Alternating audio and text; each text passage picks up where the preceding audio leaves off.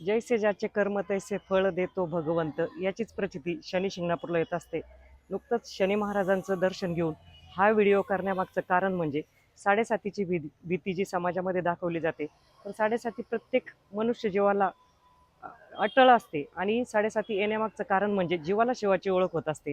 घाबरून जाण्याचं कारण नाही, कुठलंही भीती बाळगण्याचं कारण नाही. साडेसातीमध्ये जर आपलं कर्म स्वच्छ असेल, आपण सत्य मार्गाने सत्य नीतीने जर चालत असेल, तर आपलं भरभरून कल्याण होत असतं. कारण शनी महाराज हे न्यायप्रिय आहेत, न्यायदेवता आहे. त्यांना अन्याय सहन होत नाही आणि अन्याय करूही देत नाही ते. तर साडेसातीच्या काळामध्ये फक्त आणि फक्त नवग्रह स्तोत्र वाचायचं असतं.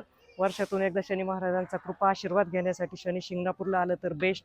नाही आलं घरूनही शनी स्तोत्र, हनुमान चाळीसा म्हटलं तरी चालतं. कारण साडेसातीमध्ये मारुतीचा जाप असतो आणि मारुतीच्या मंदिरात जाऊन जरी आपण तेल वाहिलं दिव्यामध्ये, अगरबत्ती ओवाळली आणि शनी मारुतीचं जर एकत्रितपणे दर्शन घेतलं, तर आपल्या साडेसातीचे परिणाम कमी, तीव्रता आपण जे म्हणतो, तर त्याची तीव्रता कमी होत असते. साडेसाती देवांनाही चुकलेली नाही. तुम्ही आम्ही मनुष्य जीव आहोत, घाबरून जाण्याचं कारण नाही.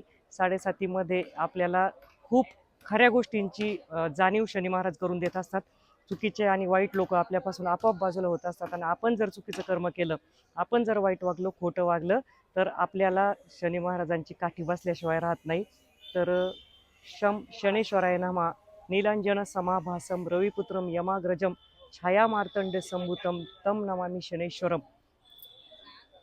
शनेश्वराय नमः.